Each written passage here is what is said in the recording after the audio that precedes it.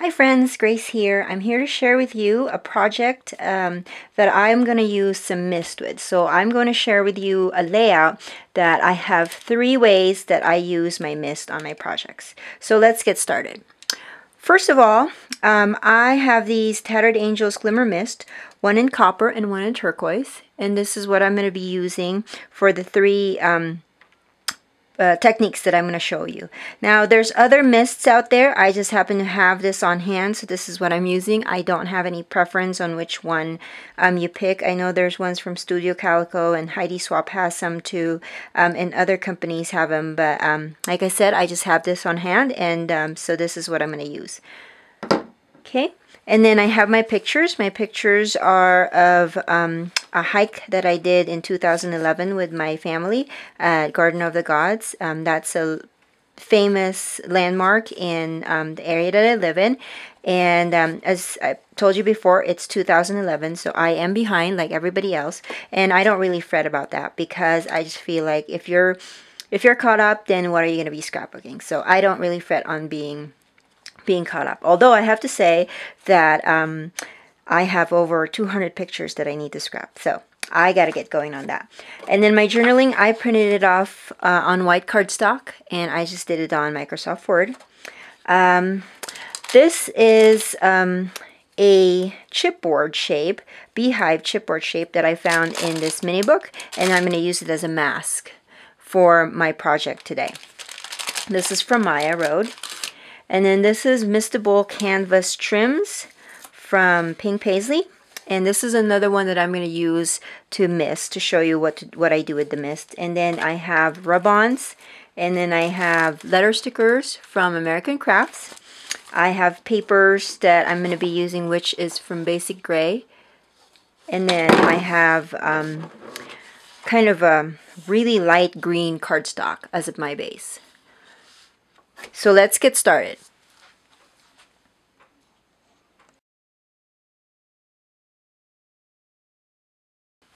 Okay, so the first technique I'm going to show you is how I use misting and mask as background, or how I use the mist and I use chipboard as a mask to create some funky backgrounds. So like I said, I found this beehive chipboard as part of the Maya Road chipboard album. So what I did was I just took off all of the positive pieces, I guess you should say, these little shapes, and then I'm using the negative space of the chipboard. And so I've already done my the part that I'm going to use on my page because it needs to dry, but I'm going to show you what, actually let me show you now what I did.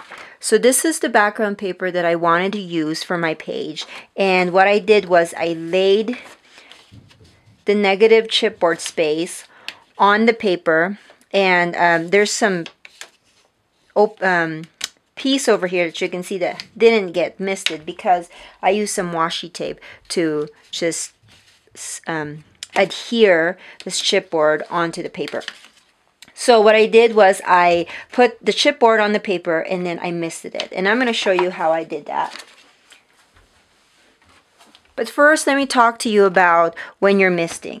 Misting is, it's basically glittered paint. It's very thin glittered paint, but it sprays so it can go all everywhere. There's some products like this color catcher that if you see in this picture says that it's best for misting and things like that. But what I do is I just grab a simple, ooh, I'm so sorry about that. A simple box like this. This is just a box that I got from one of the companies that I work for, I believe, or that I designed for. And so I just use this, and I like that it's pretty deep. I don't know if that shows on the camera or not. There's about 6 inches deep, and as you can see, it's been used a lot. So this is what I use where I contain all of the mist inside the box. And this is just a scrap of paper. If you're missing on pattern paper, try to pick papers that have subtle elements on there or subtle design so that your misted design won't go against whatever's already on the paper. And so you grab your mask, which is in this case, it's just a chipboard. There's actually mask templates that are out there. And of course, you know, you have to purchase them. One of these days I will, but for now, I just use odds and ends that I already have. And so as you can see, I taped the side of that.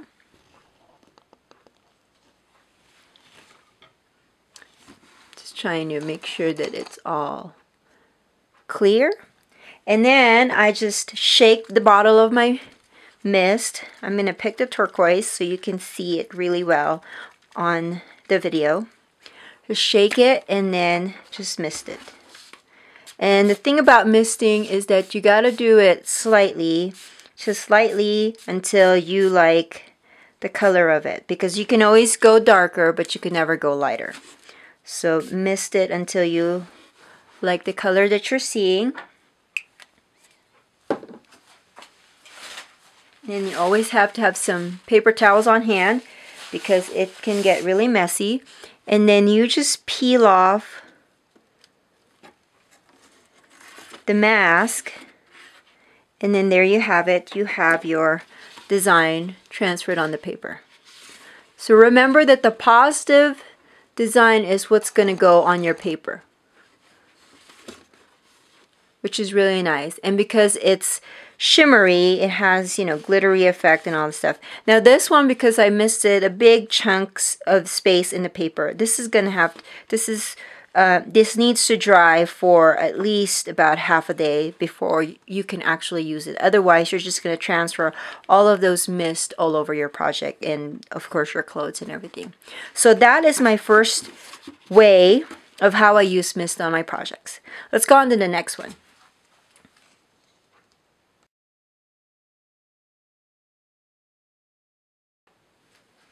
Okay, so the next thing that I'm going to mist to add to my project is this canvas trims from Pink Paisley. Now, this canvas trim is really good because of the way that the fabric is. You can spray it and it will soak up a lot of that ink on there. So it'd be really nice to alter and to add color to it. But I've also tried with just silk ribbon. I have used the mist on silk ribbon, so a white silk ribbon, so that I can get a different color for it, which is good because then you can use up your products more just buying white ribbon and then just altering it to match your projects. So with this, what I did the same thing where I had put it in my box and then I misted it with the turquoise and then I set it aside to dry. And this is the result. And this is what I'm going to add to my page. So as you can see, the back is not totally misted. I don't know if you can see that. There you go. But the front is. It's well misted. Just the way I like it. So that's another way that you can add misting to your page. Okay, now we go to the next step.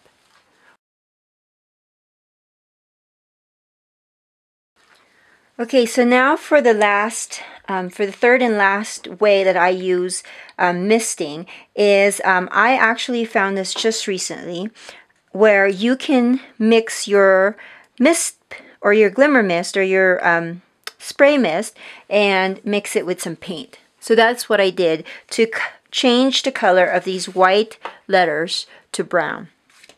And I'm going to show you how I did it. So first, what you're going to do is, because you don't want to get paint on the letters that you don't want to use, you're going to transfer those letter stickers into another sheet. Now, because there's adhesive in the back, you don't want to stick it on a piece of paper or you're not going to be able to remove it. So what I did was I had this old sheet protector, and that's what I had put my letters in. Because it's plastic, I can take off the letters and then I can reuse it and transfer it to my page. So we're gonna use this side of the sheet protector, and let me see, I'm just gonna use an ampersand as a sample.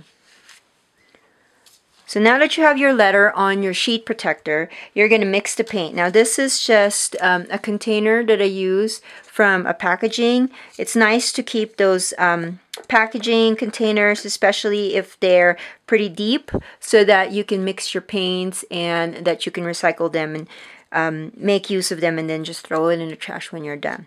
So what I did was I mixed the paint in here. So like with misting is that you got to just put a little bit at a time and then, you know, put a little bit more, because like I said, you can always go darker, but you can never go lighter. So when I had mixed the browns, and this one's a little bit on a gold side as well, and then I had, shaken this bottle, and then I placed some of the mist in the container, and then I just mix it with my brush, and this is the result that I got.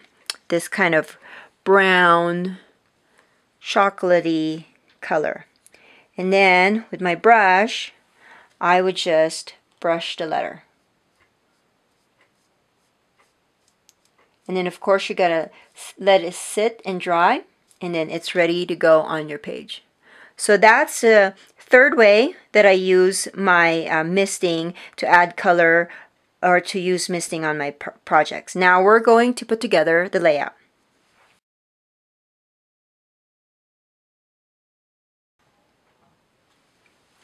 Alright friends, so as you can see, I've already added my background with the honeybee on the side, and then I added my pictures. Well, some of my pictures, I added some paper strips for borders, yellow paper on the top, and I'll show you why I chose the yellow on the top, and then a diagonal blue, white, beige stripe on the bottom, and then I also added my canvas trims. And so now I'm going to add a couple more or 3 more pictures. So I'm going to use this one over here. Now the reason why I didn't adhere this right away, because I wanted to show you that, you know, when we're putting together our layouts, it's also very nice to have a visual story going. And so as you can see, this is how we started our hike, and then these are pictures while we were on the hike, and at the very end this is what we saw on the very top of our hike. So when you're putting together pictures of an event, or like this one, a hike, where you have multiple pictures during the event, it's really nice to kind of put the first pictures that happen on the top left, and then kind of make it flow to the rest of your page, so that you will create that visual story, so that the people that are looking at your page will know exactly where it started and how it went through, and then the final or the final result, or where the story ends. So I'm going to adhere this now, and this one has adhesive already, so I'm just going to place that right there. And I decided not to make the scallops go through. I think it'd be just bumpy for this picture, so I just let it just go all the way over here. And then as you can see, my smaller pictures are a little bit too big for this, so I'm going to overlap them. And then I'm going to adhere them one right here. I love to take pictures of my feet. I don't know, for some reason I like that, because I already have the camera and I just take a picture of my feet. Alright, so now I have all my pictures and my background done. I forgot, I also added some machine stitching, because one of the things that you're going to encounter when you're misting background paper is that the mist, the water in the mist, and all the things that's in it will make your paper warp. So it'll be flimsy and kind of, it will curl. And so one of the things that I do so that it will remain its shape and stay flat is that it will have the sewing. I add sewing stitches on the edge of it just to keep it sturdy without moving, because sometimes adhesive doesn't really do well for those, because even as you can see, my paper is just still warping and it's still not very flat like how I want it to be. But the stitching helps because it keeps it in place. Okay, so now I'm going to work on the layout. And as you can remember, I had painted white letter stickers, foam stickers to match. I decided to paint it brown because of the Garden of the Gods. They're more reddish brown, so I didn't really make it too brown, but And then the reason why I picked a sort of solid color, but it has that bright yellow on there, is because I want that to be the background of my letters.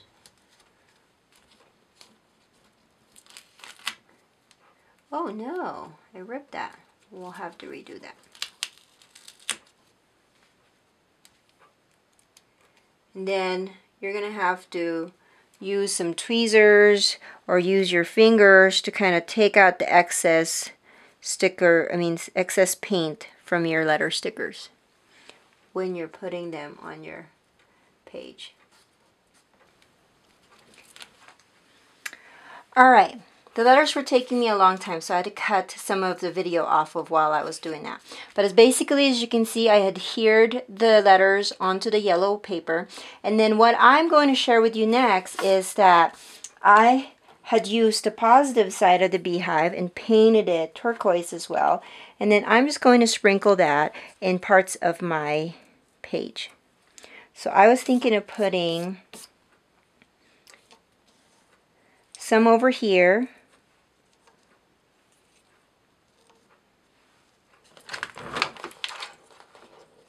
And then another one either right here. I think I like it like that. And it's nice to put things in odd numbers. They just look visually more appealing than even. So now that this is 4, I'm going to add, maybe I'm going to put a 5th one right there and then just cut off the piece that's overlapping. Maybe I'll put another one right here and put a 5th one, or maybe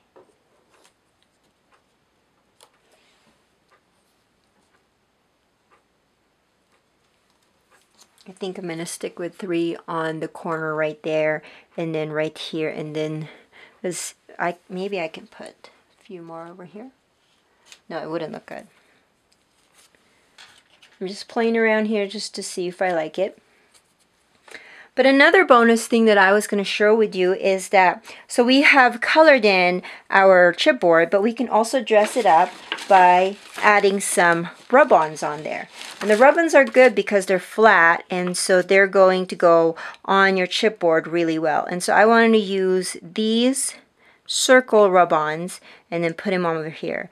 And I could see that there's other colors on the chipboard, so we're going to see, on the rub-on, so we're going to see how it's going to look on my turquoise chipboard. So I'll be right back with that. Okay friends, so one final look at the layout that I made using some mist. As you can remember, we misted the background using chipboard, and I added the chipboard positive shapes that's also been misted, and I added some rub-ons. I did that 3 times to create a visual triangle, and I added some more hexagon or B-shape elements. Hexagons, I think that's what it's called. I'm not sure, but I added some more elements on there to create a visual triangle. I cut my journaling into paper strips, and you guys already know how I did that because I did that in a previous video. And there you have it, a double layout using mist in 3 different ways. Thanks you guys. Bye.